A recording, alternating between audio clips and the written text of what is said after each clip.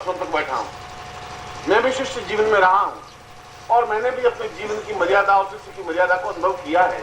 और मैं समझता हूं कि शिष्य का जो आनंद है, शिष्य का जो एक गति है, शिष्य का गुरु में पूर्ण विसर्जन है, वो अपने आप में अलौकिक घटना है। उस घटना को किसी और शब्दों से और संबंधों से बांधा ही नहीं जा सकता। उसको एक संबंध और एक दीर्घ संबंध नहीं बनाया जा सकता। वह तो जीवन का एक अंश है और मैं आपको अपने जीवन का अंश नहीं बनाना चाहता। मैं आपको अपने जीवन के प्राणों का अंश भी नहीं बनाना चाहता। मैं चाहता हूं कि आप खुद मेरे प्राण बन जाएं, मेरे जीवन का भाग बन जाएं, मेरा स्वयं का आत्म बन जाए, इतना अंदर मिल जाए कि मैं आपको अलग करने की कोशिश करूं तब भी अलग नहीं हो सके। यह शिष्यता है, यह पूर्णता है। और अवश्य ही ऐसा हो सकेगा, क्योंकि आगे भी बहुत देर हो चुकी है। मैं बहुत देरी से तुम्हें आवाज दे रहा हूं। जो कुछ तुमने जितना क्षण, जितने कदम भरे हैं, उस क्षणों को भरने में बहुत ज्यादा विलंब हो गया है। अब बहुत ज्यादा दूरी पार करनी है और बहुत कम समय बच गया है। और इस कम समय में उस दूरी को पार करने के लिए तुम्हें बहुत तेजी के साथ अपने प्राणों को आगे अग्रसर करना पड़ेगा।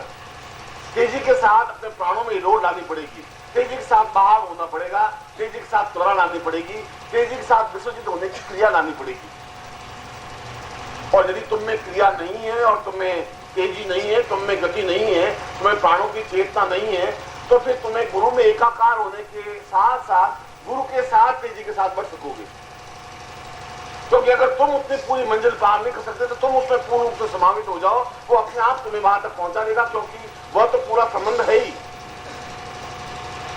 उस संबंध में कहीं बीच में रुकावट नहीं है।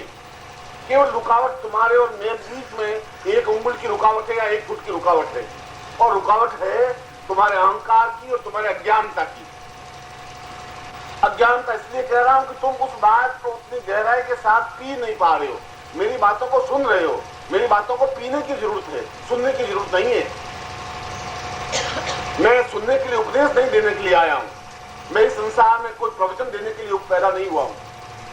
मैं तो आपको जो कुछ आपके पास नहीं था, जो कुछ आपके पास अमृत का पहचान नहीं थी, उस अमृत को आपके गले में उतारने के लिए आया हूं। और जब अमृत उतरेगा अपने आप जहर बाहर निकल जाएगा, अपने आप जीवन की कमियां बाहर निकल जाएंगी। मैं तुम्हें कुछ कहने के लिए नहीं आया हूं, मैं तुम्हें कुछ अपने आत्म में अंतर्भूत करने के लिए आया हूं। कभी मुझे पहचानने की कोशिश करने की जरूरत है, कभी तटस्थ होकर के आत्म साक्षात्कार करने की जरूरत है, और कभी अपने घर में बैठकर आंख बंद करके मेरे इस बात को एहसास करने की जरूरत है कि क्या क्या बात है, कैसे ऐसा हो सकता है। और जिस दिन ऐसा हो जाएगा उस दिन तुम पूर्णता की और तेजी के साथ अग्रसर हो सकोगे। और मैं ये धक्का, ये बहाव जीवन के और कई जन्मों से तुम्हें बराबर देता आ रहा हूं, क्योंकि मैं इसका पूर्ण रूप से साक्षीभूत हूं। और कल भी मैं प्रवचन के माध्यम से आपको एक नवीन चिंतन दे रहा था कि ब्रह्मा ने स्वयं जब उन मंत्रों की रचना की, क्योंकि मंत्रों को अनादि कहा गया है, क्योंकि मंत्र उत्पत्ति है नहीं, जो ब्रह्मा के मुख से उच्चरित हुए वह ब्रह्म है। और प्रत्येक मंत्र की अपने आप में एक वागर्थ है, एक समृद्धि है। कालिदास ने प्रार्थना करते हुए कहा है, वागर्थ संपत्तो वागर्थ प्रतिपत्ते जगत पितरो वंदे पार्वतीम परमेश्वरो। प्रत्येक शब्द अपने आप में पार्वती और परमेश्वर का संयुक्त रूप है। और इसीलिए मैं जान रहा था कि आने वाला समय तुम शायद नहीं पहचान पा रहे थे, पर मैं तुम्हारे समय को भी पहचान पा रहा था, और मैं अपने भी आने वाले समय को पहचान पा रहा था। मुझे मालूम है कितनी दूरी है, और मुझे मालूम है तुम्हें कहां तक मुझे पहुंचाना है, और मुझे यह भी मालूम है कालखंड कितना छोटा सा बच गया है। और इस कालखंड के भीतर भीतर नहीं पहुंच पाए तो फिर तुम एक सामान्य मलमूत्र से भरे हुए वापस यह देह रह जाएगी।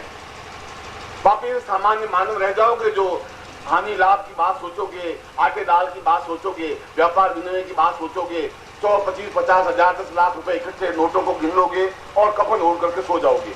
इसके अलावा और कुछ गति है ही नहीं। जीवन का कुछ आनंद तो अनुभव कर नहीं सकते। नोटों के माध्यम से जीवन का आनंद नहीं मिल सकता। उन रुपयों पैसों की झंझनाहट में तुम जीवन का संगीत नहीं सुन सकते। उस जीवन के संगीत को सुनने के लिए अनहद नाद होना चाहिए। कबीर ने कहा कि अनहद नाद बजे तो पूरा संसार नृत्यमय उठता है। तुम तो बहुत मामूली बात है और तुम्हारे हृदय के अंदर अनहद नाद बजाए, अनहद जिसकी आवाज नहीं हो और वो नाद हो, वो संगीत हो। बिना आवाज का संगीत जो तुम्हारे हृदय में जब बजने लग जाए तो तुम देखोगे पूरा संसार तुम्हारे सामने नृत्यमय है, गतिशील है, अपने आप में हलचल, एक हिलोर है, तूफान है, एक अपने आप में वेग है और तुम उस वेग का एक पार्ट हो, एक भाग हो।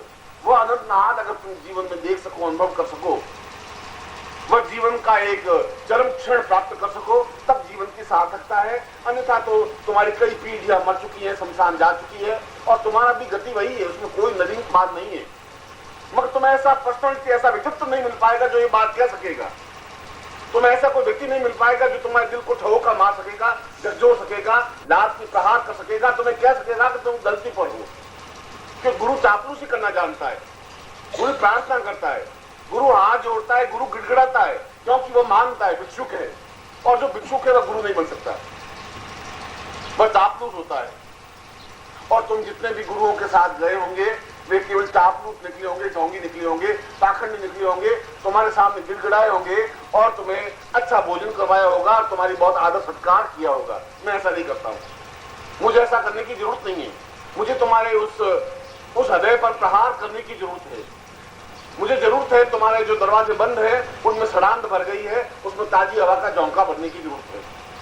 मुझे जरूरत है कि तुम बसंत को भूल गए हो, उस बसंत की बहार को तुम्हें वापस अपने मिथुनों में भरने की जरूरत है। मैं हर क्षण, मेरी जीवन तो उपस्थिति इस बात के लिए है कि तुम दौड़ करके मुझे मिल सको। तो अगर मैं चला गया तो ये जीवन तो उपस्थिति नहीं रहेगी, उपस्थिति तो रहेगी। इस बात को तुम नहीं भूल सकते कि मैं चला गया, मगर जीवन तो उपस्थिति नहीं मिल पाएगी। और जीवन तो उपस्थिति जीवन की बहुत बड़ी पूंजी है, इस बात को तुम नहीं समझ रहे हो। और मैं पिछले 3-4 साल से इस शब्द को बार बार दोहरा रहा हूं। उसके पीछे अर्थ है, चेतना है। और तुम आंसुओं की भाषा को बुला नहीं पाओगे, तुम्हारी आंखें उन दृश्यों को देख नहीं पाएगी, इन बातों को सुन नहीं पाएगी, इन चेतना को तुम एहसास नहीं कर पाओगे और जीवन एक निरर्थक बोझ रह के जाएगा। और यदि ऐसा जीवन रहा तो उस जीवन में और जीवन की मस्ती में कोई चेतना नहीं रह पाएगी। कोई ऐसा व्यक्ति तुम्हें नहीं मिल पाएगा जो तुम्हें इतनी तेजी के साथ ये कह सके, तुम्हारे हृदय में उतर सके और तुम्हें अपने प्राणों में समा सके। इतनी ताकत, इतनी विराटता उसमें होगी नहीं, है नहीं। उसके लिए तो कई सदियां बीतती है तब कोई ऐसा व्यक्तित्व पैदा होता है और समाज उस व्यक्तित्व को पहचानता नहीं है और वो व्यक्ति अपना परिचय समाज को देता नहीं है। उसको जरूरत नहीं है, सोने को अपना विज्ञापन करने की जरूरत नहीं है, हीरे को अपना मुंह से बोलने की जरूरत नहीं कि मैं हीरा हूं। वो तो जौहरी बनने की जरूरत है, उसमें उस हीरे को परखने की जरूरत है। और जिस ज्ञान को, जिस साधना को जब ब्रह्मा अपने 17 पुत्रों को जो नहीं दे पाए, इसलिए नहीं दे पाए कि वे मुर्दा थे, इसलिए नहीं दे पाए कि उसमें प्राण चेतना नहीं थी, इसलिए नहीं दे पाए कि उनके प्राणों में ताकत नहीं थी, विद्रोह करने की क्षमता नहीं थी, तंग करके खड़े होकर बात करने की क्षमता नहीं थी तो एक बहुत बड़े चीज से वंचित रह गए और वंचित रह गए और आने वाली पीढ़ियां उस न्यूनता को आज तक भुगत रही है, क्योंकि उन मुर्दा शरीरों से मुर्दा शरीर पैदा हो गए। मगर वापस उस कड़ी को जोड़ने की जरूरत है, जुड़ सकती है, जोड़ने की कोशिश की है। भगवान बुद्ध ने अपने अंदर उतर करके उस कड़ी को जोड़ने की कोशिश की, उन्होंने ध्यान प्रक्रिया के माध्यम से अंदर उतारने की कोशिश की। शंकराचार्य ने बोल करके अपनी बात को कह करके उसको समझाने की कोशिश की।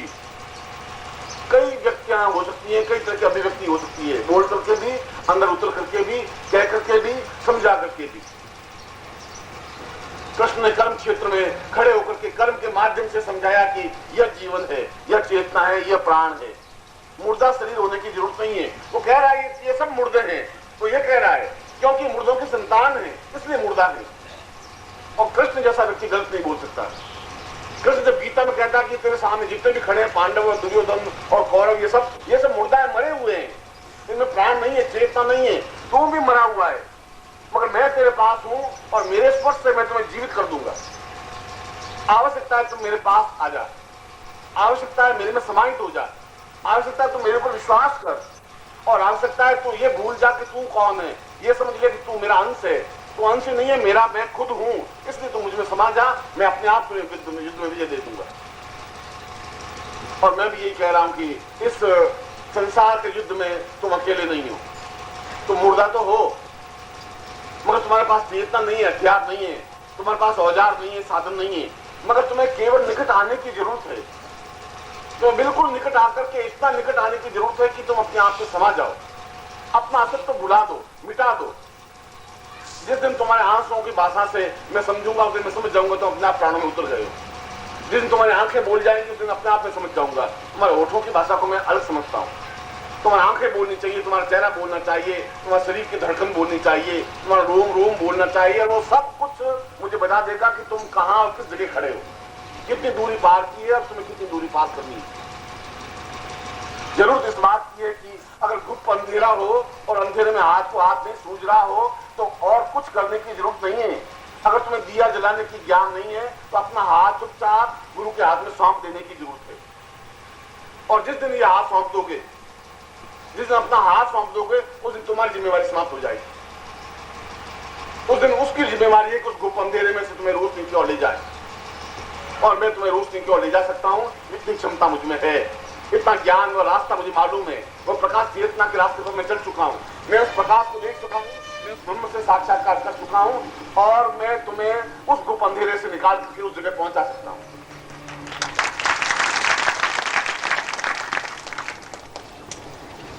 और ये चीखना चिल्लाना मेरी रोटी रोजी नहीं है।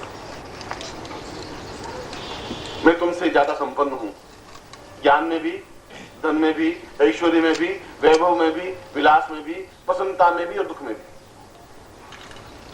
तुमसे निर्धन नहीं हूं। चीखना चिल्लाना मेरे जीवन का कोई कर्तव्य नहीं है, एक जीवन का आवश्यक तत्व है जिसको तुम समझ नहीं पा रहे हो। इसलिए समझ नहीं पा रहे हो, तुम्हारा स्वार्थ बीच में बार बार आड़े आ जाता है। आड़े आ जाता है इसलिए कि 40 साल की पूंजी तुम्हारे पास रही है, और मैं बिल्कुल ठीक कह रहा हूं, तुम मुझे पहचान पा नहीं रहे हो। और यह भी मैं ठीक कह रहा हूं, तुम मुझे पहचान पाओगे नहीं। और यह भी मैं ठीक कह रहा हूं कि पछताने के अलावा तुम्हारे पास कुछ नहीं रहेगा। आने वाली पीढ़ियां तुम्हें धिक्कारेंगी, तुम्हें बदनाम कर देंगी, तुम्हें गालियां देंगी। तुमने बहुत कुछ प्राप्त कर सकते थे, तुमने कुछ नहीं प्राप्त किया। पीढ़ियों के पास उत्तर देने के लिए तुम्हारे पास कोई लाइन नहीं बचेगी। इतिहास तुम्हारा नाम बहुत गलत ढंग से लिखेगा, इसलिए कि तुम उस गंगा नदी के किनारे जाकर के भी प्यासे रह गए, मानसरोवर में जाकर के भी डुबकी नहीं लगा पाए। तुम जीवन में बहुत कुछ प्राप्त करते हुए भी कुछ नहीं कर पाए, खाली के खाली रह गए। मगर तुम बहुत कुछ प्राप्त कर सकते हो। मैंने वही जहां से अपनी बात प्रारंभ की थी वहां वापस कह रहा हूं कि कालखंड बहुत कम बचा है, और समय और दूरी बहुत लंबी है। उस लंबी दूरी को तुम अपने पांवों से पार नहीं कर सकते तो गुरु के पांवों से पार कर सकते हो। अपनी ताकत से पार नहीं कर सकते, गुरु की ताकत से पार कर सकते हो। अगर तुम्हारे पास चलने की ताकत नहीं है तो गुरु के पास पहुंचने की, शिष्य बनने की। और मैंने शिष्य की परिभाषा दी है कि देह से देह मिलने को शिष्य नहीं कहते, प्राण से प्राण मिलने को शिष्य कहते हैं। प्राणों में उतर जाने की क्रिया को शिष्य कहते हैं, प्राणों में समा जाने की क्रिया को उपनिषद कहते हैं, प्राणमय हो जाने को वेद कहते हैं। वेद अपने आप में नया शब्द नहीं है। जब प्राण में एक ही भूत हो जाए उसको वेद कहते हैं। वेद माने जानना, जब उसमें समा जाओगे सब कुछ जान लोगे, वह वेद है। जब तुम निकट जाने की क्रिया करोगे वह उपनिषद है। तुम्हें शिष्य बनने की जरूरत नहीं है, शिष्यता सब आगे बढ़ने की जरूरत है। शिष्य से उपनिषद होने की जरूरत